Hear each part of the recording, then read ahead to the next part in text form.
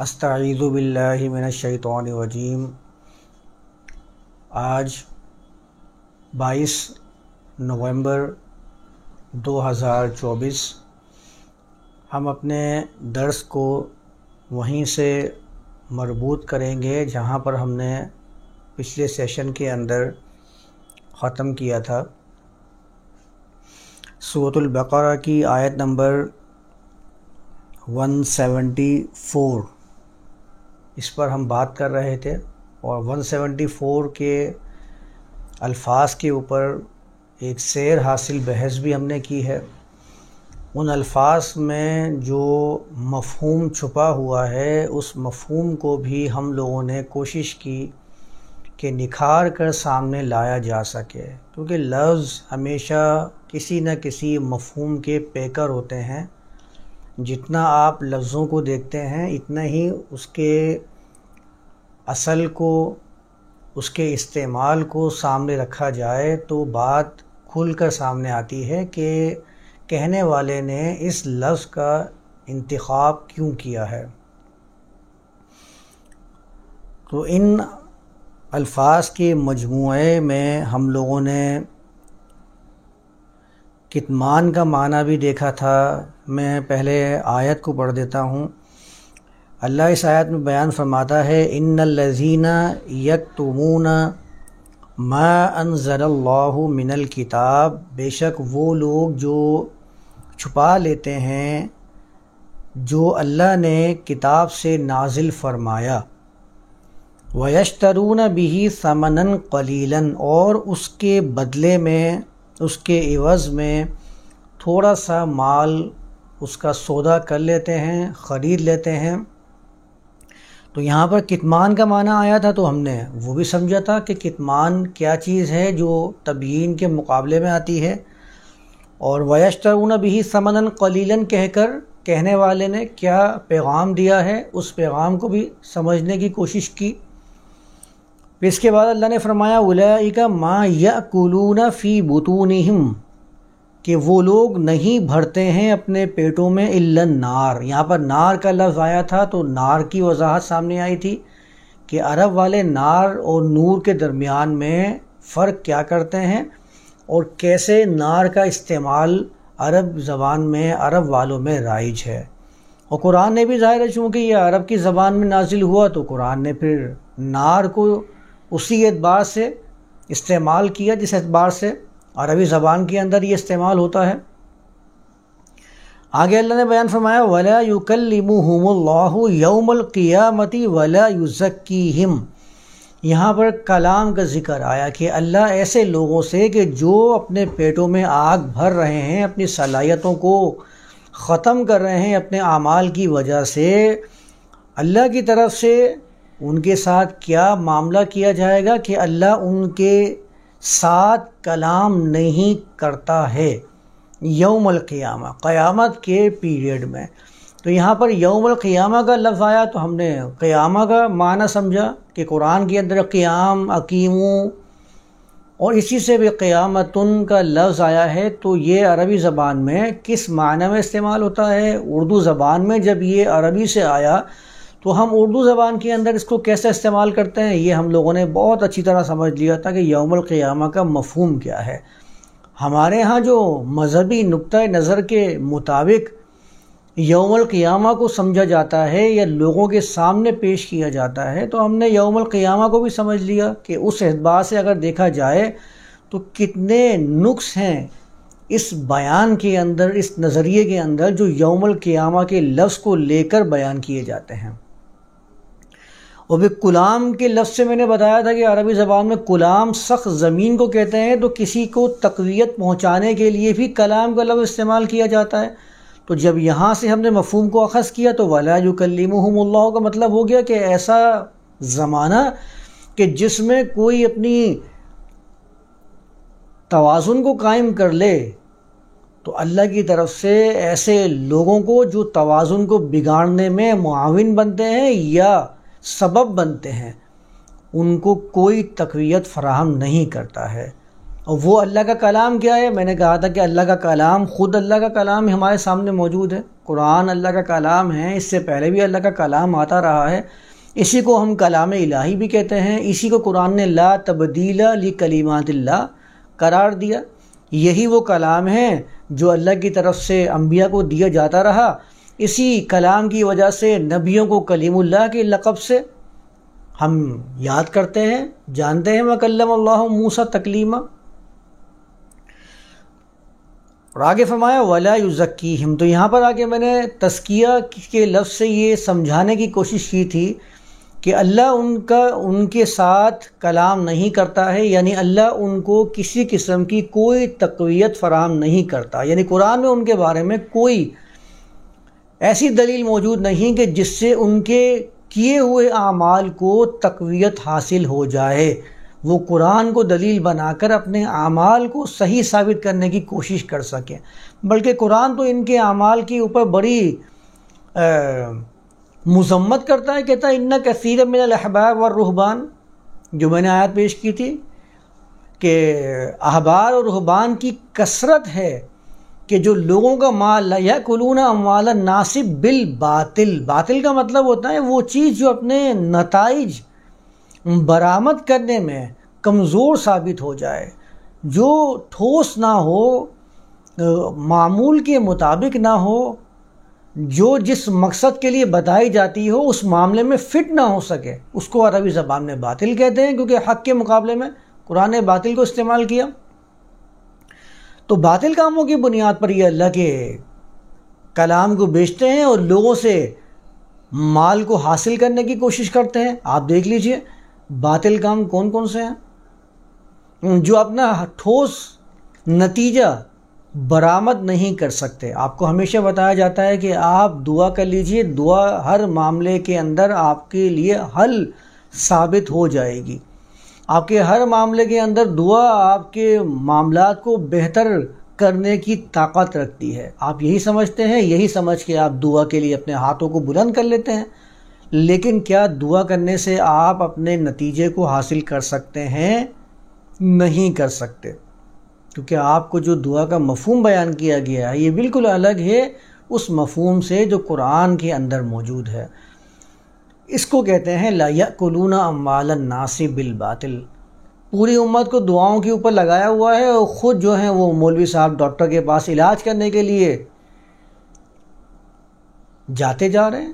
ان کو کبھی بھی کوئی بیماری ہوتی ہے، سر میں درد ہوتا ہے تو وہ دعا کرنے کے بجائے ہمیشہ گولی کا استعمال کرتے ہیں، اور ثابت کر دیتے ہیں کہ ان کا بھی دعا پر کتنا اعتماد ہے یہ ان کے عمل سے ہی سامنے آ جاتا ہے۔ اور صرف وہی نہیں بلکہ ان کے پیروکار بھی، اور جن کو انہوں نے اس چیز کی طرف راغب کیا ہے، وہ لوگ بھی اپنے معاملات کو حل کرنے کے لیے دوا دارو اسی کا استعمال کر رہے ہوتے ہیں کہ دوائیں لیں، ڈاکٹر کے پاس جائیں، کوئی بیماری آتی ہے، کوئی معاملات خراب ہوتے ہیں، کسی کا کاروبار خراب ہو گیا، کسی کے معاملات میں کوئی خرابی آ گئی، تو وہ ہمیشہ کیا کرتا ہے کہ اسباب کو اختیار کرنے کی طرف پہلی کاوش کرتا ہے، ساتھ میں دعا کا تڑکا لگاتا ہے، وہ صرف اور صرف اس مذہبی رنگ کو باقی رکھنے کے لیے جو اس نے اپنے اوپر چڑھایا ہوا ہے، ورنہ اس کا بھی نظریہ یہی ہے کہ میں عمل کروں گا تو اس کی بنیاد پر مجھے وہ چیز حاصل ہوگی، ورنہ کھانا پکانا چھوڑ دے اور کمانا چھوڑ دے، ہمیشہ یہ سمجھے کہ میں دعا کر کے اپنے پیٹ کو بھر سکتا ہوں۔ اس کو بھی معلوم ہے کہ دعاؤں سے پیٹ نہیں بھرتے ہیں، دعاؤں سے گھر کے خالی برتن بھر نہیں سکتے، دعاؤں سے وہ چیزیں حاصل نہیں ہو سکتی کہ جن سے میں فائدہ اٹھانے کے لیے کوشش کرتا ہوں یا طلب کرتا ہوں۔ یہ میرے اندر وہ چیز موجود ہے کہ میں ان چیزوں سے فائدہ حاصل کر سکوں۔ دعاؤں سے میں یہاں سے ایک ملک سے دوسرے ملک سفر نہیں کر سکتا، اس کو معلوم ہے کہ میں وہاں پر جا کے ٹکٹ لوں گا، ٹرین میں، ہوائی جہاز میں یا بس میں بیٹھ کر ہی ایک جگہ سے دوسری جگہ جا سکتا ہوں۔ یہ اسی صورت میں ہوگا جب یہاں سے قدم آگے بڑھاؤں گا۔ میں کبھی یہ نہیں سوچ سکتا کہ میں دعا کروں اور یہاں سے غائب ہو کے دوسری جگہ نمودار ہو جاؤں، اس کو بھی معلوم ہے یہ، لیکن کیا ہے کہ مذہبی تڑکا لگانے کے لیے وہ دعا کو آپ کے سامنے ایک نظریہ پیش کرتا ہے اور اس پہ عمل کر کے دکھانے کی کوشش کرتا ہے۔ یہ چیزیں جو آتی ہیں جو اپنا نتیجہ برآمد کرنے میں ناکام نظر آتی ہیں، ان کو باطل کہتے ہیں۔ آپ اس کو کسی بھی کیٹیگری میں رکھ سکتے ہیں۔ آپ اس کو، میں نے تو ایک مثال دعاؤں کے بارے میں دی ہے کیونکہ ہمارے ہاں بہت نظریہ دعاؤں کے بارے میں، آپ اس کو کسی اور چیز کی طرف پھیر کر دیکھ لیجئے۔ لوگوں کے سامنے بیان کرتا ہوں کہ فلاں چیز کھاؤ، ہر چیز سے اس کے اندر شفا موجود ہے، اور جب میرے پاس ایسے معاملات آتے ہیں جس میں مجھے شفا چاہیے ہوتی ہے تو میں کبھی اس کی طرف بھاگ کے نہیں جا رہا ہوتا، میں ہمیشہ ان چیزوں کی طرف بھاگتا ہوں جس کے بارے میں مجھے نظر آ رہا ہوتا ہے کہ دوسرے لوگ بھی اس سے شفا حاصل کر چکے ہیں۔ تو میں ہمیشہ مشاہدے کو ترجیح دیتا ہوں عقیدے کے اوپر، ہمیشہ میں اپنے نظریے کے اوپر مشاہدے کو ترجیح دیتا ہوا نظر آتا ہوں، کیونکہ مجھے جو عقیدہ بیان کیا گیا ہے یہ مجھے حقیقت سے دور نظر آتا ہے، تو اسی کو حق سے ہی حقیقت بنا ہے۔ تو حقیقت کے مقابلے میں نے جو اپنے نظریے کو چھوڑ کر مشاہدے کو ترجیح دی ہے، تو یہ آپ کا وہ کام ہے جو باطل کی طرف آپ کو لے کے جاتا ہے، اسی کو باطل کہتے ہیں۔ رکھتے رہیے میزان کے اندر، باطل خود کھل کے سامنے آتا رہے گا، اور حقیقت کا آپ کو خود ہی احساس ہونا شروع ہو جائے گا کہ یہ حقیقت ہے اور یہ باطل ہے۔ یہ ہے وہ معیار، یہ ہے وہ پیمانہ جس سے آپ حقیقت اور باطل کو اچھی طرح سمجھ سکتے ہیں۔ تو قرآن جب کہتا ہے وَلَا يُزَكِّيهِمْ وَلَا يُكَلِّمُهُمُ اللَّهُ يَوْمَ الْقِيَامَةِ کہ اللہ ان سے قیامت کے دن، قیامت کے زمانے میں، قیامت کے پیریڈ میں کلام نہیں کرتا ہے، تو وہ کیوں نہیں کرتا ہے؟ کیونکہ قرآن نے ان کے خود بطلان کو واضح کر دیا کہ یہ وہ چیزیں، یہ ان چیزوں کی طرف آپ کو لگائیں گے کہ جو باطل ہیں، اپنا نتیجہ نہیں اخذ کر سکتی ان کے ذریعے۔ اور آگے بیان فرمایا وَلَا يُزَكِّيهِمْ۔ تو میں نے کہا تھا کہ جب قیامت کے دن کی آپ بات کرتے ہیں کہ مرنے کے بعد یہ سب وقوع پذیر ہونے والا ہے، تو وہاں پر يُزَكِّيهِمْ کا مقصد کیا رہے گا؟ میں نے لاسٹ کلاس میں بھی اشارہ کیا تھا، تزکیہ اس کا مصدر ہے۔ تزکیہ کا مطلب ہوتا ہے کسی کی صلاحیتوں کو کسی سانچے میں ڈھال کر بہترین طرز سے سامنے لے کر آنا، اس کو تزکیہ کہتے ہیں عربی زبان کے اندر۔ کسی بھی سانچے میں ڈھال دیجئے، آپ کے پاس تو صنعتوں کا ایک جنگل موجود ہے جہاں پر مختلف چیزیں سانچوں میں ڈھال کے اور اس کو سامنے لا کر پیش کر دی جاتی ہیں۔ مثال کے طور پر لکڑی کا ایک ٹکڑا لے کر اس کو پینسل کی صورت میں کتنے بہترین انداز میں ڈھال دیا جاتا ہے ایک سانچے میں ڈال کے۔ پلاسٹک کو پگھلا کر ایک سانچے میں ڈھال کے اس سے لوٹا، اس سے بکیٹ، اس سے مگ وغیرہ تیار کر لیے جاتے ہیں۔ یہ جو سانچے میں ڈھال کر اس کو استعمال کے قابل بنانا تھا، یہ عربی زبان میں تزکیہ کہلاتا ہے۔ یہ تو آپ آئے دن کرتے ہیں، آئے دن دیکھتے ہیں لوہے کو گرم کر کے کس طریقے سے اس کو سانچے میں ڈھال کر ایک بہترین شکل میں سامنے لایا جاتا ہے۔ کبھی اس سے بیڑیاں بنائی جا رہی ہیں، کبھی اس سے زنجیریں بنائی جا رہی ہیں، کبھی اس سے گھر کو تعمیر کرنے والا لوہا استعمال کیا جا رہا ہے۔ یہ سب یزکیہم کی کیٹیگری میں آتا ہے۔ اس سانچے کو ڈھالنے والا، اس کو مولڈ کر کے ایک نئی فارم میں لانے والا مزکی کہلاتا ہے۔ اس کو مزکی کہتے ہیں۔ اتنا وسیع لفظ ہے یہ، جس میں آپ کے ہر قسم کے سنار بھی آ جائیں گے، لوہار بھی آ جائیں گے، یہاں تک کہ بالوں کو تراشنے والا وہ نائی بھی آ جائے گا جو بالوں کو تراش کے خوبصورت انداز میں لے کے سامنے لے آتا ہے، آپ کے نئی فارم میں لا کے پیش کر دیتا ہے آپ کو۔ یہ سارے مزکی کہلاتے ہیں۔ اور اس عمل اثر نو کو سامنے پیش کر دینا، نئے طریقے سے لا کر سامنے لے آنا، مختلف فارم کے اندر چیز تھی اس کو ایک جدید شکل میں سامنے پیش کر دینا تاکہ اس کی صلاحیتیں نکھر کے سامنے آ جائیں، اس عمل کو تزکیہ کہا جاتا ہے۔ اب آپ بتائیے کہ اللہ نے یہاں پر وَلَا يُزَكِّيهِمْ کے الفاظ استعمال کر کے آپ کو کیا پیغام دیا ہے کہ آپ اگر یہ سمجھ رہے ہیں کہ اس آیت کا مقصد وہ مرنے کے بعد قیامت ہے، تو اس کے بارے میں تو آپ ہمیشہ یہی ذہن میں رکھتے ہیں کہ نہیں، وہاں پر یہ تزکیہ والا عمل کیوں پیش ہوگا؟ مجھے کون سی اپنی صلاحیتوں کو بہترین انداز میں لوگوں کے سامنے لانا ہے؟ وہاں تو یہ بتایا جاتا ہے کہ صلاحیتوں کا استعمال ہی کچھ نہیں ہوگا، وہاں تو اربوں خربوں سال کی زندگی ہے، وہاں تو جو موجود ہے وہ کبھی تغیر پذیر نہیں ہوگا، تو صلاحیتوں کی نشو و نما کی ضرورت کیوں پیش آئے گی؟ یہ آپ کو بتا رہا ہے وَلَا يُزَكِّيهِمْ، یہ تزکیہ کا لفظ آپ کی صلاحیتوں کو ایک نئی شکل میں سامنے لا کر دنیا والوں کے لیے مثال بنا دیتا ہے۔ اس کو قرآن فرماتا ہے کہ وَلَا يُزَكِّيهِمْ، اللہ ان کو مثال نہیں بناتا ہے، اللہ ان کی صلاحیتوں کی نشوونما نہیں کرتا ہے، مطلب دنیا کے بارے میں ہی آیت ہے۔ اس سے آپ کو یوم القیامہ کا مفہوم اور نکھر کے سامنے آ گیا ہوگا۔ وَلَهُمْ عَذَابٌ عَلِيمٌ، اور ان کے لیے دردناک عذاب ہے، دردناک، چیخیں نکلتی ہوئی محسوس ہوتی ہیں جب آپ ان کے سامنے ایسے دلائل پیش کر دیتے ہیں کہ جس میں آپ نے قرآن پر خوب غور و فکر و تدبر کیا ہوتا ہے۔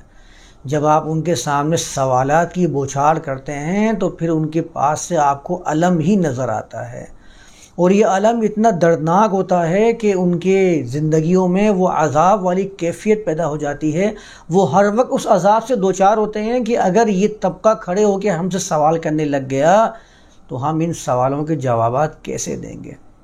وَلَهُمْ عَذَابٌ عَلِيمٌ والی کیفیت قرآن نے بیان کی ہے، اور آگے کہتا ہے آیت نمبر 175 میں أُولَئِكَ الَّذِينَ اشْتَرَوُا الضَّلَالَةَ بِالْهُدَىٰ، یہ ہیں وہ لوگ، دیکھنا چاہتے ہو نا، جس نے گمراہی کے بدلے میں ہدایت کو بیچ دیا تھا، سودا کر دیا تھا، دیکھ لو یہ ہیں وہ لوگ جنہوں نے دلالت کو ہدایت کے مقابلے میں خرید لیا ہے، سودا کر لیا ہے، مشتری بن چکے ہیں۔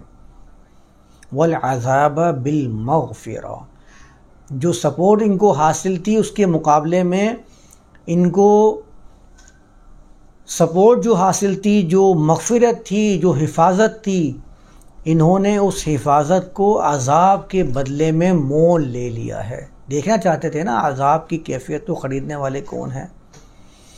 ہدایت کے مقابلے میں جنہوں نے دلالت کو مول لے لیا ہے، دیکھنا چاہتے تھے۔ یہ ہے وہ نظر جس کے مطابق آپ کو ان کی دلالت ہدایت سے بالکل ممتاز نظر آئے گی۔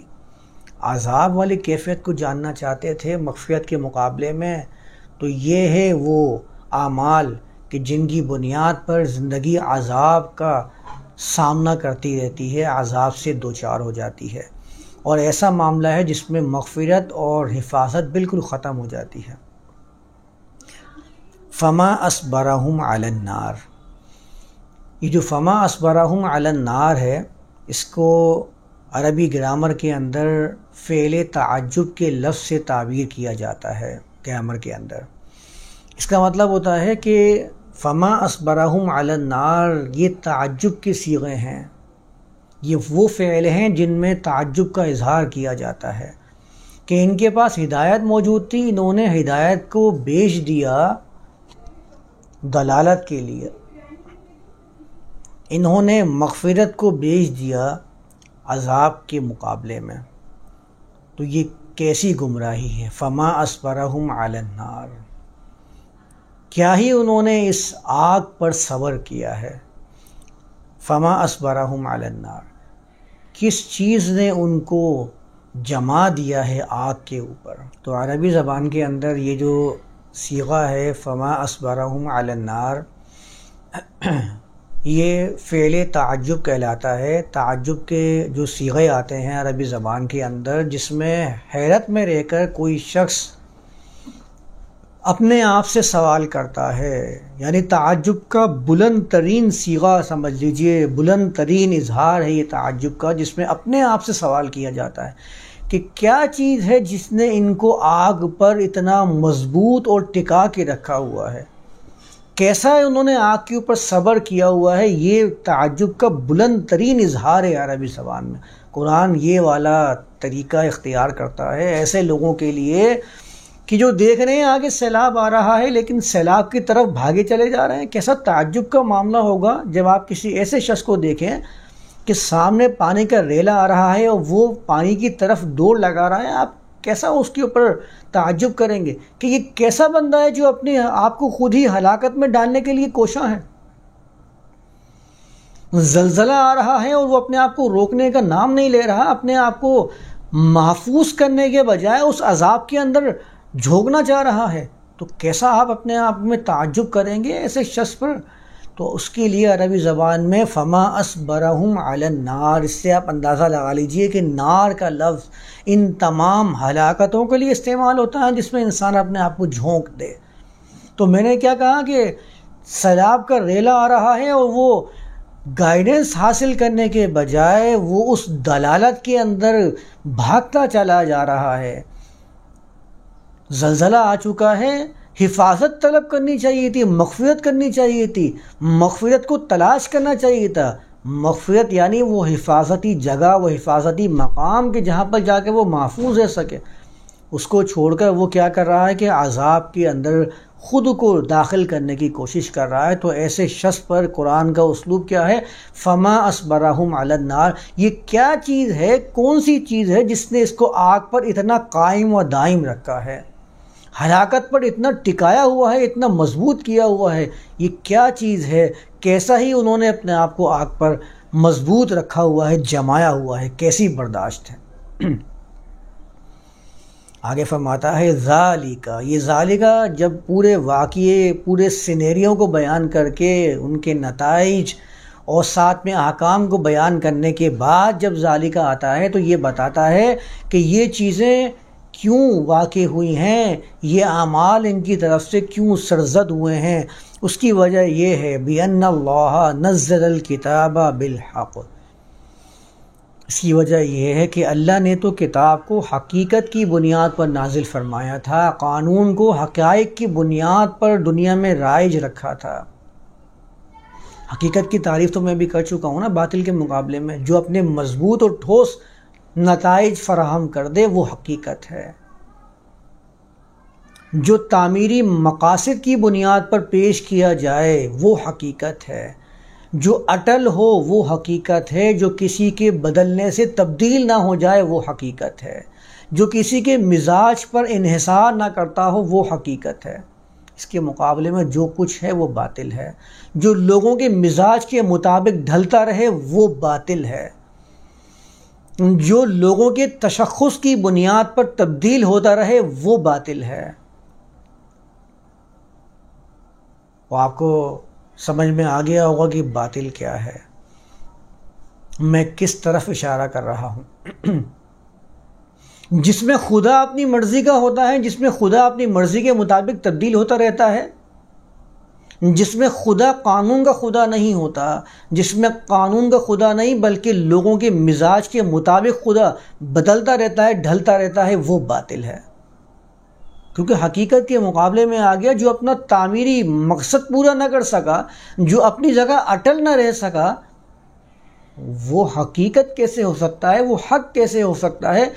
اس سے تو ابھی بہت سارے معاملات سامنے آنے والے ہیں جب میں بیان کرتا ہوں ابھی. تو ذالک بِأَنَّ اللَّهَ نَزَّلَ الْكِتَابَ بِالْحَقِّ. جو اپنے تعمیر جس کی وجہ سے اس کو پیش کیا گیا ہے اس کو ثابت نہ کر سکے، اس مقصد کو پورا نہ کر سکے، وہ حقیقت نہیں ہو سکتا. تو قرآن تو کہتا ہے یہ ساری جو بگاڑ ہیں، ساری جو برائیاں ہیں، یہ جب ہوتی ہیں جب کتاب کو حقیقت سے دور کر دیا جائے. نزل الکتاب بالحق. قرآن فرماتا ہے اللہ نے تو کتاب کو حقیقت کی بنیاد پر، حقائق کے ساتھ، حقیقت کے ساتھ نازل فرمایا. وَإِنَّ الَّذِينَ اخْتَلَفُوا. اور بے شک وہ لوگ کہ جنہوں نے اختلاف کیا فی الکتاب، کتاب میں، لفی شقاق بعید، یقینی طور پر دور کی مشقت میں انہوں نے کتاب کو، اختلاف کو داخل کر دیا. ویسے تو اس کا عام ترجمہ کیا ہوتا ہے کہ جنہوں نے کتاب میں اختلاف کیا وہ دور کی گمراہی میں ہیں. عام طور پر ترجمہ یہی ہوتا ہے. یہاں پر ہم کی ضمیر نہیں آئی ہے. آپ اگر اس کا لفظ با لفظ ترجمہ سننا چاہتے ہیں تو سن لیجئے غور سے قرآن کیا کہہ رہا ہے. وَإِنَّ الَّذِينَ اخْتَلَفُوا فِي الْكِتَابِ. جنہوں نے قانون میں اختلاف کر دیا. اس نے تو حقیقت کی بنیاد پر، حقیقت کے ساتھ قرآن کو نازل فرمایا تھا نا، کتاب کو، قرآن، قانون کو، اللہ کے کلام کو. انہوں نے کیا کیا؟ اس کتاب میں اختلاف کر دیا. لفی شقاق بعید. یہ شقاق، شکن سے تو ہمارے ہاں بہت سارے لفظ استعمال ہوتے ہیں. شق سے انشقاق کا لفظ ہوا، وہ انشقاق موجود ہے اماں کے بارے کے اندر. شکن سے تو ہمارے ہاں شک استعمال کی جاتی ہے، جس سے ہم کہتے ہیں کہ قانون کی شک. آپ اندازہ لگا لیں کہ قانون کی شک سے ہم کیا مراد لیتے ہیں. شکن و شکن عربی زبان میں کالر کو کہتے ہیں، کیونکہ شین قاف قاف کا بنیادی معنی ہوتا ہے کسی چیز میں شگاف ڈال دینا، کسی چیز میں انتشار برپا کر دینا۔ جب کہتے ہیں شق العصا تو اس کا مطلب ہوتا ہے اس نے ایک جماعت میں انتشار برپا کر دیا، اس کو شقن کہتے ہیں، شین قاف اور قاف۔ مشقت کا لفظ بھی سنا ہے نا اردو زبان کے اندر، شقتن سے مشقت کا لفظ بنتا ہے، وہ چیز وہ کام کہ جس میں بہت محنت کر کے اور تھکان کو حاصل کر کے اس کو انجام دیا جائے، ایسے کام کے لیے مشقتن کا لفظ استعمال کیا جاتا ہے۔ شکن سے مخالفت، عداوت، نفرت، یہ سارے معنی سامنے آتے ہیں، کیونکہ اس میں درمیان میں رکھنا اور درار کا مفہوم موجود ہوتا ہے۔ جسے میں نے کہا نا کہ کالر، قمیص کے اندر کاٹ کر کالر بنایا جاتا ہے، چاک اسے بھی عربی زبان میں شکن کہتے ہیں۔ تو جب یہاں پر کہتا ہے فی الکتاب لفی شقاق بعید، دور کی مشقت میں، دور کی تکان کے اندر، دور کی تھکان میں، دور کی کوششوں میں ہیں، اشارہ کر رہا ہے قرآن کی جنہوں نے کتاب میں قانون میں اختلاف کیا وہ تھکاوٹ کا شکار تو ہیں، لیکن بہت دور کی کوڑی لے کے آنا، یہ ہمارے ہاں مشہور محاورہ ہے۔ مطلب یہ ہے کہ حقیقت سامنے نکھر کے آپ کے سامنے نکھر کے آ چکی ہیں، موجود ہیں، آپ کو نظر آ رہی ہیں، نہیں آپ کو وہ ایکسیپٹ نہیں کرنا ہے۔ جب تک اس کے اندر دور کا مفہوم پیدا نہیں کروں گا جو مجھے حقیقت سے دور لے کے جائے گا، جب تک مجھے تسلی نہیں ہوتی۔ قرآن کہتا ہے وَإِنَّ الَّذِينَ اخْتَلَفُوا فِي الْكِتَابِ لفی شقاق بعید، بہت دور کی چیزیں لے کے آتے ہیں شگاف کرنے کے لیے۔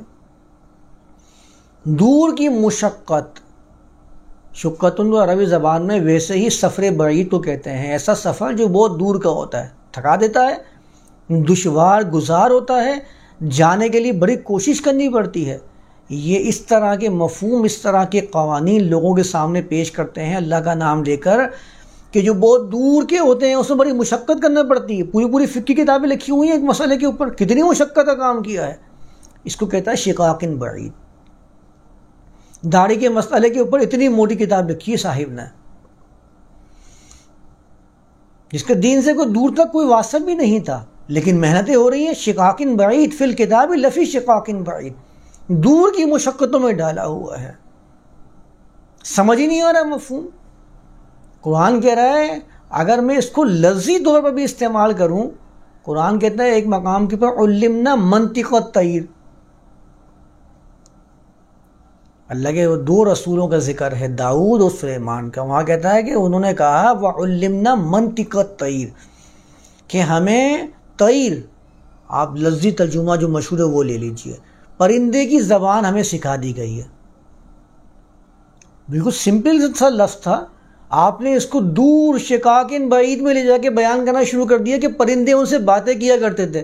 یہ وہ چیز ہے جو شقاق بعید کے اندر شمار کی جائے گی، کیونکہ حقیقت سے اس کا کوئی واسطہ ہی نہیں ہے۔ اگر آپ اسی ترجمے کو بالکل سمپل انداز میں بیان کرتے کہ منطق الطیر، پرندے کی بولی یہ ہوتی ہے کہ کس طریقے سے پرندہ اپنی حاجت کو بیان کر رہا ہے، آپ اس کو پہچاننا شروع کرتے، منطق تو آتے ہیں اس چیز کے لیے۔ ایک کبوتر باز انسان کبوتر کی تمام چیزوں کے بارے میں اچھی واقفیت رکھتا ہے کہ کس ٹائم پہ اس کو خوراک چاہیے اور کس ٹائم پہ اس کو یہاں سے ہمیں اڑانا ہے تاکہ یہ اڑان بھر کے اپنے اندر توانائی کو مکمل کر لے۔ اس کو منطق الطیر کہتے تھے، انہوں نے منطق الطیر سے اس کے پرندوں کی بولی بنانا شروع کر دی، جیسے کہ ہماری اردو، انگلش، ہندی اور چائنیز زبان ہوتی ہے، اس نے یہ سمجھنا شروع کر دیا۔ وہ یہ نہیں سمجھ رہا کہ منطق الطیر سے مراد پرندے کی باڈی لینگویج بھی ہو سکتی ہے، اس کا اظہار کرنے کا وہ طریقہ بھی ہو سکتا ہے، وہ جیسٹرز بھی ہو سکتے ہیں، جس کو جیسٹرز کہتے ہیں، وہ بہت بہترین لفظ ہے یہ میری بات کو سمجھنے کے لیے۔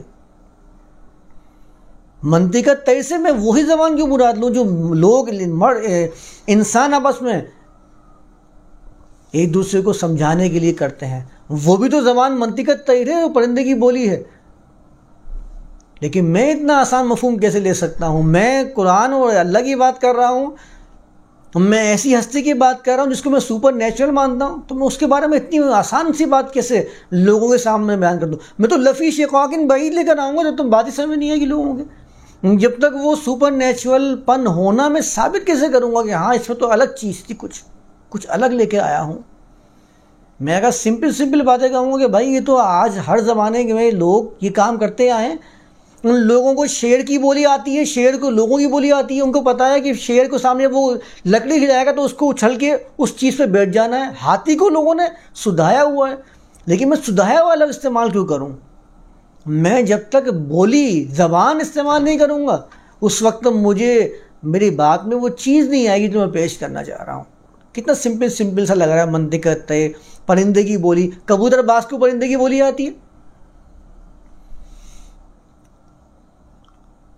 جو پیٹس کی ٹریننگ وغیرہ کرتے ہیں، ہاں یہ پیٹس کی ٹریننگ میں یہ ہوتا ہے، شیر کو چلنا سکھا دیتے ہیں، لکڑی کے اوپر سیٹی مارتے ہیں، وہ سمجھ جاتا ہے کہ میرا مالک مجھے کیا کہہ رہا ہے، اور وہ اپنے سر کے اشاروں سے، اپنے ہاتھوں کے جیسچر سے اپنے مالک کو سمجھا دیتے ہیں کہ میں کیا چاہ رہا ہوں۔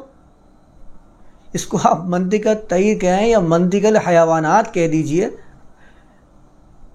جو اس پہ کام کر رہے ہیں وہ سب جانتے ہیں اس کو کیا کہا جاتا ہے، یہ کیا چیز ہے جو میں کہہ رہا ہوں۔ نہیں، میں وہ مفہوم کیوں لوں جو بہت آسان اور حقیقت کے مطابق ہو، میں تو وہ لے کر آؤں گا کہ جو بالکل الگ ہو۔ اس کو کہتے ہیں وَإِنَّ الَّذِينَ اخْتَلَفُوا فِي الْكِتَابِ، قانون میں پہلے انہوں نے الگ ہو کر کیا کیا؟ دور کی شقاق لے کر آئے۔ خواہ کی مشقت، دور کی مشقت کر رہا ہوں، میں دور سے لے کے آؤں گا مشقت کر کے مفہوم کو۔ اتنا آسان مفہوم تھا، نکھر کے سامنے آ جاتا ہے منطقت طے کہنے کے بعد، مجھے مزید محنت کرنے کی ضرورت ہی نہیں ہے۔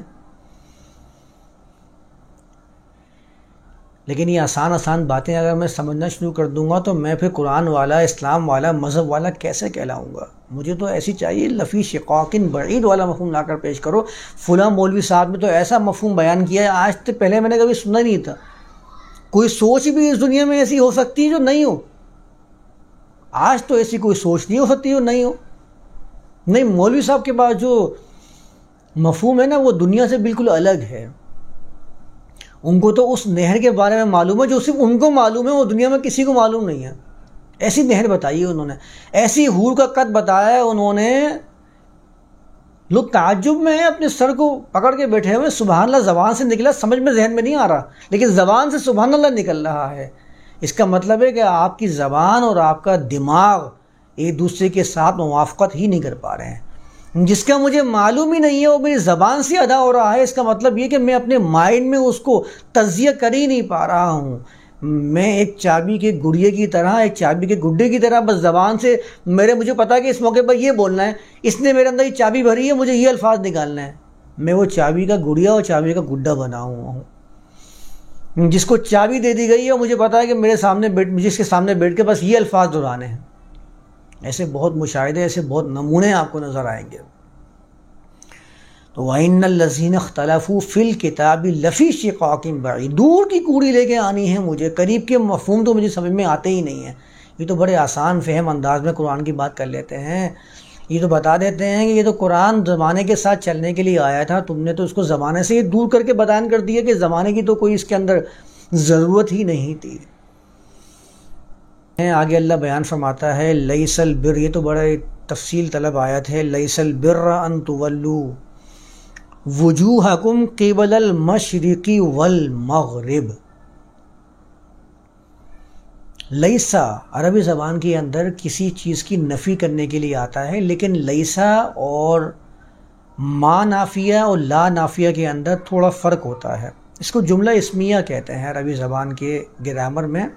جملے کی دو اقسام ہوتی ہیں، ایک ہوتا ہے جملہ فعلیہ جس میں ورب آتا ہے، اور ایک ہوتا ہے جملہ اسمیہ جو اسم معرفہ سے شروع ہوتا ہے عام طور پر۔ اس جملے کے اندر ما نافیہ اور لا نافیہ لگ کے جملے کو نیگیٹو بنایا جاتا ہے، اور ساتھ میں بعض اوقات لیسا بھی استعمال کرتے ہیں۔ لیسا اصل میں استعمال جب ہوتا ہے جب جملے میں ایمفیسائز کرنا ہو، تاکید پیدا کرنی ہو نفی کے اندر۔ جیسے لیس البر کا مطلب صرف اتنا نہیں ہوگا کہ نہیں ہے کوئی بر، بلکہ لیس البر کا مطلب ہوگا ہرگز بھی بر نہیں ہے، تاکید دگنی ہو جاتی ہے۔ لیس البر، عام ترجمہ کرتا ہوں، لیس البر ان تولوا وجوہکم قبل المشرق والمغرب، نیکی یہ ہے ہی نہیں، نیکی کا تو لفظ عربی زبان کا لفظ ہی نہیں ہے، نیکی تو فارسی کا لفظ تھا، اور ہمارے ہاں نیکی کا لفظ اتنا مشہور ہے گویا کہ یہ عربی زبان سے ماخوذ سمجھا جاتا ہے۔ نیک بنو، نیکی پھیلاؤ، نہ تو نیک بننے کا کوئی کرائٹیریا ایسا جامع موجود ہے اور نہ نیکی پھیلانے کا کوئی کرائٹیریا جامع موجود ہے، سب کے نزدیک جو ہے نا ایک ہی ہونا چاہیے۔ ہمارے ہاں تو جن کاموں کو نیکی کہا جاتا ہے وہ کام بعض کے نزدیک بدعت بھی ہوتے ہیں، یہ بھی یاد رکھیے گا۔ اور یہ بات تو میں ایک مذہب کے درمیان کی بات کر رہا ہوں، اگر مذاہب عالم کا جائزہ لے لیجئے تو پورے اعمال جو سرزد ہو رہے ہیں وہ سارے کے سارے نیک سمجھے جاتے ہیں اس مذہب کے نزدیک، اور دوسرے مذہب کے نزدیک وہی اعمال جہنم اور ہیل میں لے جانے کا ذریعہ بنتے ہیں۔ تو نیکی کا کوئی جامع تعریف ہی موجود نہیں ہے۔ آپ جامع تعریف کیسے بیان کر سکتے ہیں نیکی کی جو پوری انسانیت کے نزدیک مانی جائے ہاں یہ نیکی ہے؟ لیس البر، نیکی یہ ہے ہی نہیں، میں بھی ترجمہ وہی کر رہا ہوں، ان تولوا وجوہکم، کہ تم اپنے چہروں کو پھیر لو، قبل کا مطلب سامنے طرف، مشرق اور مغرب کی طرف، اپنے چہروں کو پھیر لینا یہ نیکی ہی نہیں ہے۔ قرآن نے تو یہاں واضح کر دیا نیکی نہیں ہے، اور میرے جھگڑے اسی بات پہ ہو رہے ہیں کہ یہ نیکی ہے۔ شرط ہے نماز کی کہ میرا رخ کعبے کی طرف ہونا چاہیے۔ پوری دنیا کے اندر اعلان ہے، مسلسل میں یہ اعلان کیے جا رہا ہوں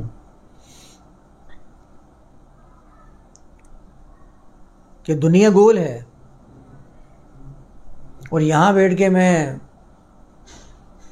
بحثیں کر رہا ہوتا ہوں کہ نماز کی شرائط میں سے ہے کہ میرا رخ کعبے کی طرف ہو۔ کر کے دیکھیں نا کبھی ایک دفعہ پریکٹیکل، دنیا کے گولے کو سامنے رکھیں اور کھڑے ہو جائیے اور پھر دیکھیے کہ آپ کا رخ کعبے کی طرف ہو سکتا ہے، ممکن ہے۔ جو ناممکنات میں سے آتا ہے اسی کو مذہب کا نام کہتے ہیں، اسی کو مذہب کہا جاتا ہے۔ جھگڑے ہو رہے ہیں اس کے پیچھے کہ بھائی مسجد کس رخ پہ بنانی ہے، یہ کعبے کی طرف تھا یا نہیں ہے۔ تھوڑا سا بھی ادھر ہو گئے تو آپ کی نماز باطل ہو جائے گی۔ رخ کے اوپر کتنا زیادہ زور دیا جاتا ہے کہ آپ کا رخ کس طرف ہے، آپ کی انگلیوں کا رخ کس طرف ہے، آپ کی کمر کا زاویہ کتنا جھکا ہوا ہونا چاہیے جب آپ رکوع کے اندر جاتے ہیں۔ کتنا اس کے اوپر بحثیں ہوتی ہیں، جھگڑے ہو رہے ہوتے ہیں، مناظرے ہو رہے ہوتے ہیں کہ سجدے میں اگر میں نے ہاتھ رکھے ہیں تو میری ہاتھ اور پاؤں کی انگلیوں کا رخ کس طرف ہونا چاہیے۔ میں نے تو یہاں تک ایک صاحب سے سنا تھا کہ سجدے کے اندر 2 انگلیاں یعنی 2 انگوٹھوں کا مڑ جانا یہ فرض ہے، نہیں مڑے زمین سے بلند رہے تو آپ کی نماز باطل ہے۔ دونوں پاؤں کی 3 انگلیوں کا مڑ جانا یہ واجب ہے، اور دونوں پاؤں کی 5 انگلیوں کا مڑ جانا یہ سنت ہے۔ یہاں تک بھی محنتیں کی جا رہی ہوتی ہیں، ہمارے جھگڑے بس اسی پر ہوتے ہیں کہ یہ نیکی ہے۔ پوری کی پوری ہماری نیکی کا جو مدار ہے، ہماری مذہبی بحثیں جب شروع ہوتی ہیں تو سب سے پہلے نماز پہ شروع ہوتی ہے، نماز سے، اور سب سے آخر میں نماز پہ آگے ختم ہو جاتی ہیں۔ آپ مساجد کا جائزہ لینا شروع کریں، ہر مسجد کی بنیاد الگ ہونے کی وہ سب سے پہلے نماز ہوتی ہے۔ جب میں اہل حدیث ہوا تھا بنیاد نماز تھی، امام کے پیچھے سورہ فاتحہ پڑھنے یا نہ پڑھنے کا مسئلہ اس بنیاد پر مجھے اہل حدیث کیا گیا تھا۔ اس بنیاد پر مجھے اہل حدیث کیا گیا تھا کہ رفع الیدین رکوع سے پہلے رکوع کے بعد کرنا ہے یا نہیں کرنا۔ اور یہ میں اکیلا نہیں ہوں، جو بھی مسلکی اختلاف کو جاننے والا اس کو معلوم ہے کہ بنیاد نماز سے شروع ہوتی ہے اختلاف کی۔ ہر مسجد کے الگ ہونے کی بنیادی وجہ نماز کا الگ ہونا ہے۔ اس پر میرے جھگڑے چلے جا رہے ہیں، زاویے کے اوپر جھگڑے چل رہے ہیں کہ زاویہ کیا ہونا چاہیے کھڑے ہونے کا نماز کے اندر۔ اور رخ کا تو میں ذکر ہی کیا کروں کہ میں نے کہا نا رخ کے اوپر تو بنیاد ہے. سب سے پہلے کہاں رخ کرنا ہے. کچھ لوگوں میں نے دیکھا ہے کہ نماز کے بعد کعبے سے تھوڑا سا رخ چینج کر کے پتہ نہیں کچھ پڑھ رہے ہوتے ہیں، درود پڑھ رہے ہوتے ہیں، یا کچھ مختلف قسم کے اذکار کا ورد کر رہے ہوتے ہیں. ان کے نزدیک بھی رخ بڑی اہمیت رکھتا ہے. اگر ان سے کہیں کہ قبلے سے آپ رائٹ سائڈ پہ تھوڑا سا آپ موڑ رہے ہیں تو آپ رائٹ سائڈ پہ نہ موڑیں بلکہ لیفٹ سائڈ پہ مڑ جائیں، وہ جھگڑا کرنا شروع کر دے گا، کہے گا اس رخ کے چینج کرنے سے میری وہ کیا ہوا عمل باطل ہو جائے گا. یعنی رخ پر کتنا زیادہ توجہ دی جاتی ہے. قرآن نے تو ایک لفظ کے اندر، ایک جملے کے اندر، لفظ کہہ رہا ہوں، چند الفاظ کے اندر اس تمام چیز پر پانی پھیر دیا جس کو آپ نے اتنا زیادہ اہمیت دی ہوئی تھی. وہ تو کہتا ہے تمہارے جھگڑے کرتے رہو، قرآن سے پوچھو گے تو قرآن تو کہے گا تمہارا یہ رخ کا ادھر ادھر کر لینا، مشرق و مغرب کی طرف رخ کر لینا.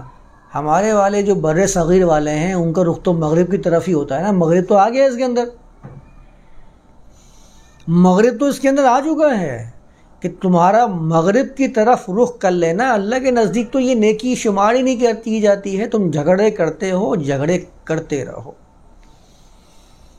لڑائیاں کرتے ہو، مسجدیں الگ کرتے ہو، کرتے رہو. ذرا قرآن سے تو پوچھو، قرآن نے تو کہیں بھی تم سے یہ کہا ہی نہیں تھا کسی بھی آیت کے اندر کہ وہاں پر مسجد کا لفظ بھی ساتھ آ گیا ہو اور قبلے کا لفظ بھی ساتھ آ گیا ہو، مسجد کا لفظ بھی ساتھ آ گیا ہو اور صلاۃ کا لفظ بھی ساتھ آ گیا ہو. پوچھو نا قرآن سے. قرآن تو کہیں بھی تمہیں ایک ساتھ لا کر بتائے گا ہی نہیں. قرآن تو کہیں بھی تم سے یہ کہے گا ہی نہیں کہ یہ رکوع کا تعلق صلاۃ سے ہے. قرآن تو اقیموا الصلاۃ وآتوا الزکاۃ وارکعوا مع الراکعین کو الگ الگ بیان کرتا ہے. آپ تو سمجھتے ہیں کہ رکوع جو ہے وہ صلاۃ کا ہی رکن ہے، رکن عظیم ہے، اس کے بغیر تو صلاۃ ہی نہیں ہوگی آپ کے نزدیک. تو رخ سب سے بنیادی حیثیت رکھتا ہے، شرائط میں سے شمار کیا جاتا ہے. شرائط تو وہ ہیں جن کا درجہ فرائض سے بھی بلند سمجھا جاتا ہے کہ اگر آپ نے قبلہ رخ نہیں کیا تو آپ کی نماز ضائع ہو جائے گی. قرآن نے تو چند لفظوں کے اندر ختم کر دیا اس جھگڑے کو. وہ کہتا ہے اس قبلے کے رخ کرنے کے معاملے کے اندر اطمینان حاصل کر لو، یہ اللہ کے نزدیک بر میں شمار ہی نہیں ہوتا ہے. اس کو تو وہ بر میں شمار ہی نہیں کرتا ہے. لیس البر ان تولوا وجوہکم قبل المشرق والمغرب. وہ تو کہتا ہے وَلَكِنَّ الْبِرَّ مَنْ آمَنَ بِاللَّهِ وَالْيَوْمِ الْآخِرِ وَالْمَلَائِكَةِ وَالْكِتَابِ وَالنَّبِيِّينَ. وہ تو بر میں شمار کرتا ہے. آمَنَ بِاللَّهِ وَالْيَوْمِ الْآخِرِ، آپ اس کو ایمان میں شامل کرتے ہیں اور آپ بر کو الگ بیان کر رہے ہوتے ہیں. قرآن تو بر میں شمار کرتا ہے. اچھا اب بر کا ذرا مفہوم، بر کو تو ہم نے کہا نا کہ یہ تو نیکی کہتے ہیں ہم لوگ. نیکی تو فارسی کا ورڈ ہے، نیک ہونا، نیکی تو فارسی سے ماخوذ ہے. بر کا ترجمہ کر دیتے ہیں نیکی. بر کا ترجمہ نیکی ہے ہی نہیں. اگر بر کا مطلب نیکی ہے اور ابرار نیک لوگوں کو کہا جاتا ہے، بعض جگہ مسجد کا نام بھی لکھا ہوتا ہے نا، مسجد ابرار، نیک لوگوں کی مسجد. بریرہ، کسی خاتون کا نام رکھ دیا بریرہ. ابھی تک اس نے بر کا کوئی کام نہیں کیا لیکن نام بریرہ. نام جیسا رکھو گے ویسے ہی اس کا نتیجہ سامنے آئے گا. یہ بھی ہمارے نزدیک، ہمارے ذہنوں میں نظریہ رائج کیا ہوا ہے ظالموں نے. اس لیے تو ناموں کے جھگڑے ہوتے ہیں کہ نام چینج کرو سب سے پہلے. یہ اگر ہمارے مذہب میں داخل ہوا سب سے پہلے اس کا نام چینج کراؤ، کیونکہ نام سے اس کی پرسنالٹی پہ اثر پڑتا ہے.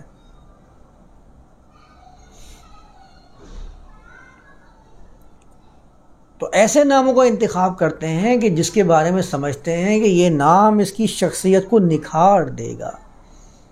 ناموں کا کیا اثر؟ اعمال تو آپ کے صحیح نہیں ہوئے ہیں. نام آپ نے دیکھا ہے عبداللہ، اللہ کا بندہ ہوئے ہیں عبد الطاغوت، تو کیا نام فائدہ دے جائے گا آپ کو؟ میں نے کیا کہا تھا اس دن کہ ہمارے نزدیک جب نیک کا لفظ آتا ہے، نیک بندہ آتا ہے، صرف ہمارے ذہن میں اتنا آئے گا کہ نیک وہ ہے جس کے ہاتھ میں تسبیح ہو، جس کے پائنچے اونچے ہوں، جس نے سر کو ڈھانپا ہوا ہو۔ ہر مذہب کے اندر سر ڈھانپنے کی تقریباً دعوت موجود ہے۔ ہر مذہب کے اندر خصوصی حیت کو اختیار کرنے کا ایک جو رواج ہے وہ پایا جاتا ہے۔ ہر مذہب کے نزدیک اس کی کچھ خاص حیت ہے جس کو نیک شمار کیا جاتا ہے۔ کچھ مخصوص اوقات میں مخصوص رسومات کی ادائیگی سے وہ بندہ نیک قرار پاتا ہے۔ تو نیک کی ہمارے نزدیک تعریف بس یہی ہے۔ جب بھی میں نے سوچا نیک تو ذہن میں یہی آئے گا، اس نے اپنے آپ کو کسی کے قانون کے آگے بھی جھکایا ہوا ہو، لیکن میں اس کے اس عمل کی بنیاد پر اس کو ہمیشہ دیندار اور نیک ہی شمار کرتا رہوں گا۔ یہی میرے نزدیک نیک اور نیکی کی تعریف سمجھی جاتی ہے۔ عبادت طاغوت بنا ہوا ہے، وہ بھی تو نیک ہی شمار کرتا ہوگا اپنے کچھ اعمال کی بنیاد پر خود کو۔ اس نے اپنے سر کو کسی بھی قانون کے آگے جھکایا ہوا ہوگا، وہ نیک ہی گمان کیا جائے گا ان اعمال کی وجہ سے جو وہ انجام دے رہا ہوتا ہے۔ میں نے کتنے ایسے لوگوں کو سنا ہے جو کہتے ہیں کہ ہماری نماز اپنی جگہ پر ہے، ہمارا کاروبار اپنی جگہ پر ہے۔ جس کو آپ سود کاؤنٹ کرتے ہیں وہ صبح شام اس سود کا کاروبار کرتا ہے، کہتا ہے نماز میری اپنی جگہ ہے، میری شراب، میرا سود، میرا کاروبار اپنی جگہ ہے۔ اس کی نماز اس کو اس عمل سے روک نہیں پا رہی ہے، لیکن وہ نیک گمان کیا جاتا ہے۔ اس کی داڑھی دیکھ کر سب سے پہلے آپ کے ذہن میں اس کا نیک ہونا ہی آتا ہے۔ بعد میں آپ کو اس کی حالات کے بارے میں خبر ہوتی تو آپ سمجھتے ہیں کہ وہ کیا ہے کیا نہیں۔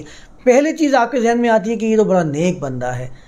جائزہ تو لیں ذرا اپنے اعمال کا، اپنے الفاظ کا، کہ آپ کیسے کس کو نیک شمار کر رہے ہوتے ہیں، کس بنیاد پر۔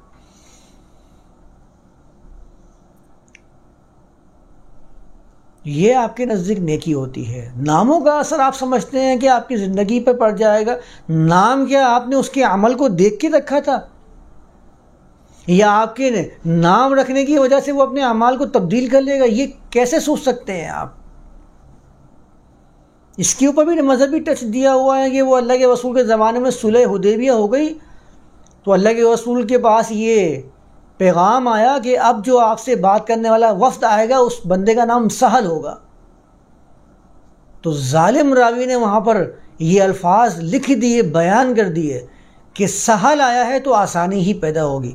انہوں نے وہاں سے نظریہ اخذ کر لیا اور لوگوں میں رائج کر دیا کہ دیکھو نام کا کتنا گہرا اثر ہوتا ہے، اور صلح حدیبیہ طے پا گئی تھی اس سہل کے آنے کی وجہ سے۔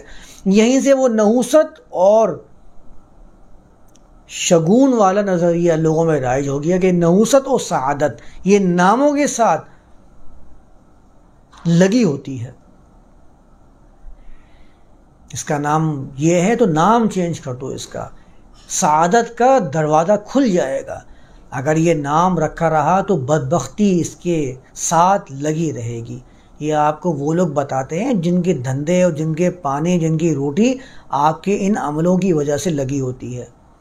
آپ ان کو مال دینا بند کر دیں، ان کو ذرا شرف دینا بند کر دیں، ان کو اپنے گھروں پر بلا کر ذرا اس نحوست کو دور کرنے والے وظیفے اور ان کے روٹی پانی کا سلسلہ بند کر دیں، یہ کل کو مزدوری کرتے ہوئے نظر آئیں گے۔ کبھی آپ کو نہیں بولیں گے کہ یہ سعادت ہے یا یہ شقاوت ہے، یہ نحوست ہے یا یہ بدبختی ہے یا یہ خوش بختی ہے۔ سب بند ہو جائے گا۔ اپنی خوش بختی کو اختیار کرنے کے لیے کل کو یہ مزدوری کرتے ہوئے اور اینٹیں اٹھاتے ہوئے نظر آئیں گے آپ کو۔ یہ تو آپ کا ہی کیا دھرا ہے جس کی وجہ سے وہ اتنے بلند مقام پر خود کو بھی سمجھنے لگ گئے ہیں کہ آپ کو اپنے سامنے زمین پر پاؤں کے سامنے بٹھانا یہ آپ کو شرف دینا سمجھتے ہیں، کہ آپ کو وہ شرف دے رہے ہیں کہ پاؤں کی خاک کے پاس بٹھایا ہوا ہے فلاں پیر صاحب نے اور فلاں مولوی صاحب نے۔ تو ناموں کے اثر، بریرہ نام رکھ دیا تو سمجھتے ہیں کہ اب یہ بچی بڑی نیک ہوگی۔ پتہ چلے ساری امیدوں پر پانی پھیر دیا بریرہ نے، اور کسی لڑکے کے ساتھ بات چیت کر کے اس کے ساتھ نکاح کر لیا، ہو گیا کام، بن گئی بریرہ۔ آپ تو اس کو گناہ کبیرہ شمار کرتے ہیں، اب وہ گناہ کبیرہ کر لیں یا بریرہ کر لیں، ایک ہی کام کر لیں۔ بریرہ کے بارے میں، ابرار کے بارے میں، ابرار نام رکھا ہوا ہے، کون آیا؟ ابرار آیا ہے، اور بھائی ابرار جمع ہیں، میں یہاں پر موجود دروازے کو کہوں یہ ابواب ہیں، آپ بولیں گے بھائی عقل کے ناخن لو، ہوش کی روٹیاں کھاؤ. باپ کو ابواب کہتے ہو، بر کو ابرار کہتے ہو، ولی کی جگہ اولیاء استعمال کرتے ہو واحد کے لیے. کیا کرتے ہیں؟ معلوم جب کچھ نہیں ہوتا ہے لفظوں کا تو پھر ایسے ہی حال ہوتا ہے. میں نے کہا نا چابی والے گڈے ہیں، چابی بڑھ دی ہے، بس کرے جا رہے ہیں اس کے اوپر عمل. ایک بندہ اس کا نام ابرار رکھ دیا. ابرار تو جمع ہے نیک، آپ کہہ رہے ہیں نیک تو بر رکھو بھائی، ابرار کیوں رکھ رہے ہو؟ بارون کی جمع ابرار آتی ہے نا، نہیں ابرار نام رکھا ہے. حسنین بھی جمع ہے، حسنین نام بھی جمع ہے. حسنین جمع تھوڑی، حسنین تو تسنیہ ہے، ڈول کا صیغہ ہے. حسن کی جمع حسنین آتی ہے، حسنین نام لکھا ہوا ہے. دو کی طاقت ہے اس کے اندر. دو ذات ہیں. نہیں بھائی، دو بڑی بڑی ذاتوں کو ایک جگہ جمع کر دیا ہے میں نے نام کے ذریعے. اب اس کی زندگی میں حسن دگنا ہو کے سامنے آئے گا. یہ میرے ذہن میں نظریہ کس نے ڈالا ہے؟ لوگوں نے. ان کو خود نہیں بتاتا اس کا مطلب.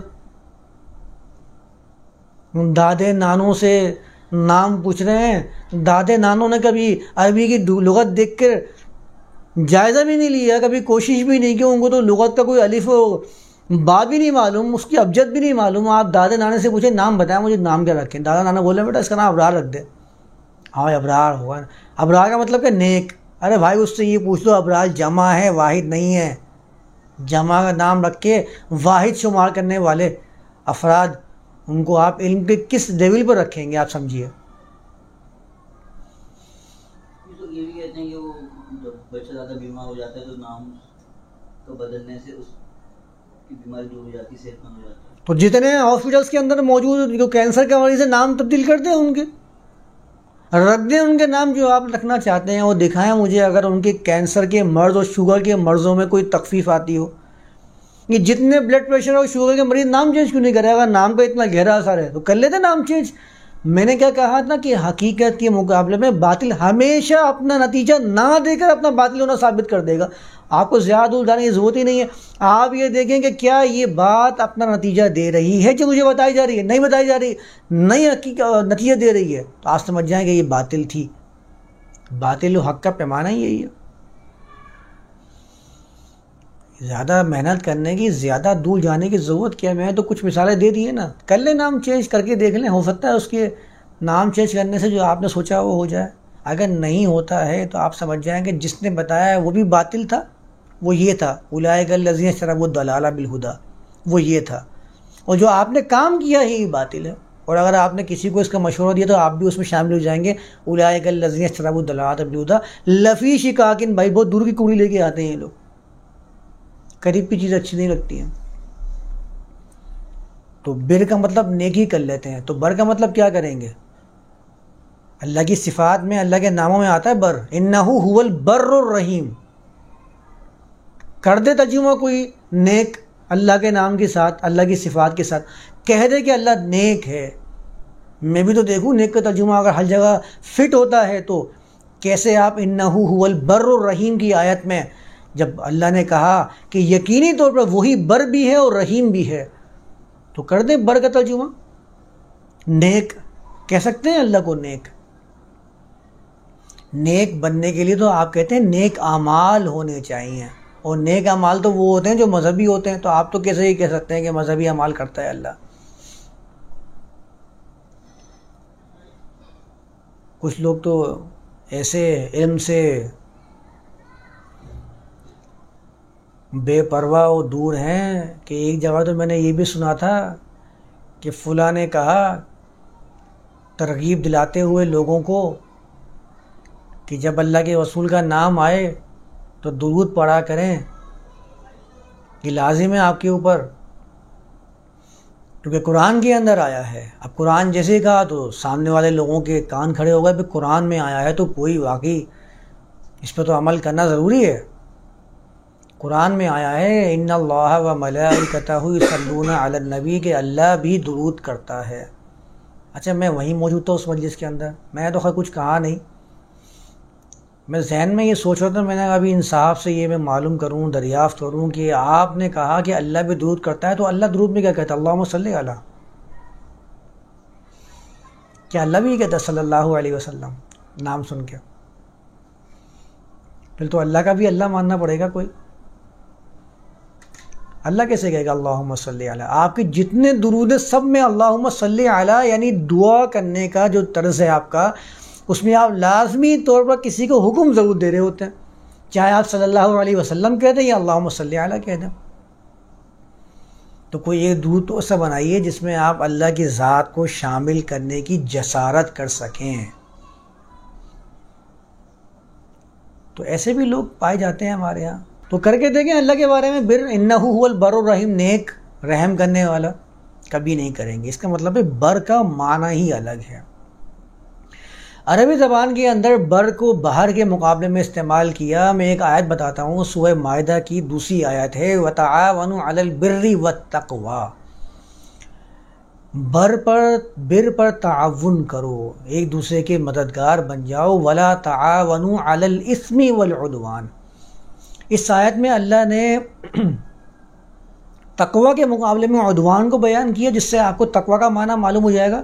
عدوان کا مطلب ہے حدود سے تجاوز کرنا، تو تقوی کا مطلب ہے قانون کی نگہداشت کرنا، حدود میں رہنا. بر کے مقابلے میں قرآن نے اسم کو بیان کیا. اسم کا مطلب ہوتا ہے کمزور ہو جانا. ایسی اونٹنی جو اپنے راستے میں چلنے سے کمزور ہو جائے، اپنے لشکر سے پیچھے رہ جائے، اس کو اسم کہتے ہیں، آسمہ کہتے ہیں ایسی اونٹنی کو.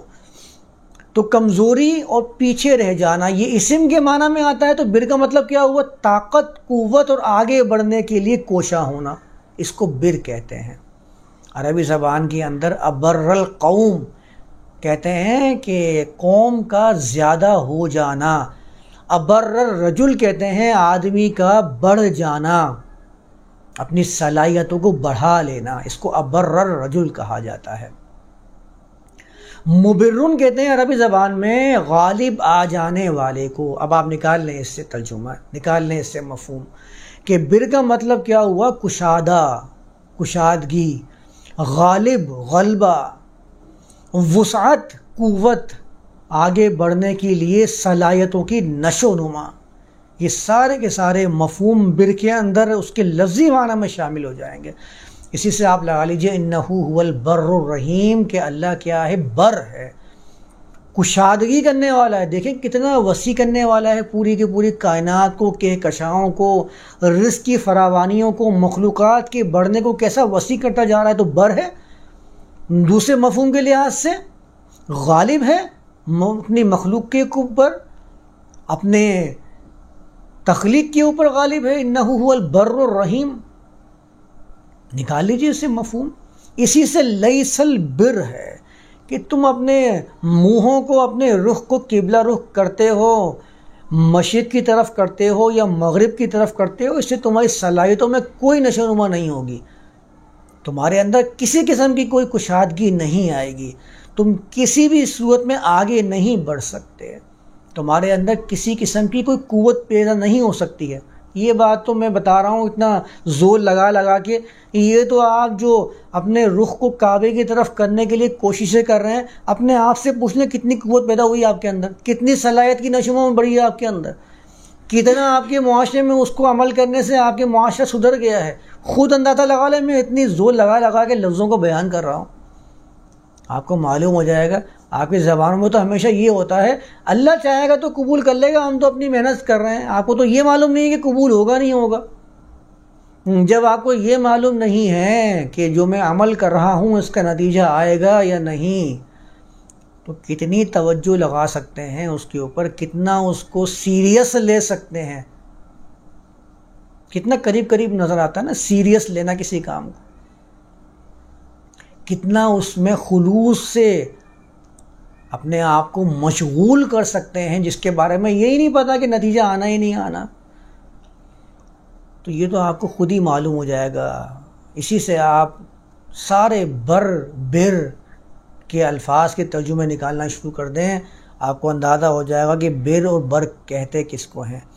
وہ جو آگے کہا نا وَلَكِنَّ الْبِرَّ مَنْ آمَنَ بِاللَّهِ وَالْيَوْمِ الْآخِرِ، تمہاری صلاحیتوں کی نشو و نما جو پنہا ہیں وہ ان اعمال کے اندر جو اب ہم بتانے لگے ہیں. ان میں سب سے پہلے کیا ہے؟ من آمن باللہ والیوم الآخر وملائکتی والکتاب والنبیین.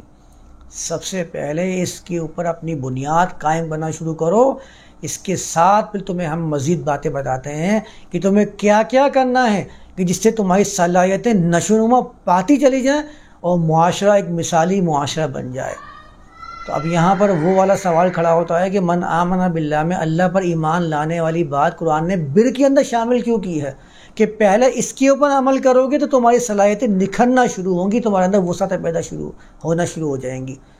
تو اب اس کو لے کر چلیں گے ہم اگلی کلاس کے اندر، پھر ہم دیکھیں گے کہ بر من آمنہ کے ساتھ کیوں بیان ہوا ہے۔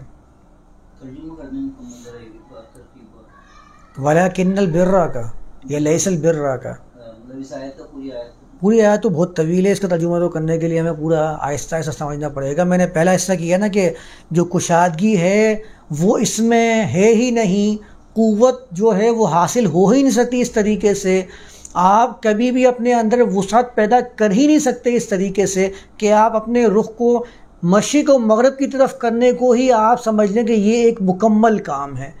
اس سے آپ کے اندر کوئی کشادگی نہیں ہو سکتی، یہ کشاد کی راہیں نہیں ہیں، یہ ترقی کی راہیں نہیں ہیں، یہ قوت پیدا کرنے کے ذریعے ہیں ہی نہیں۔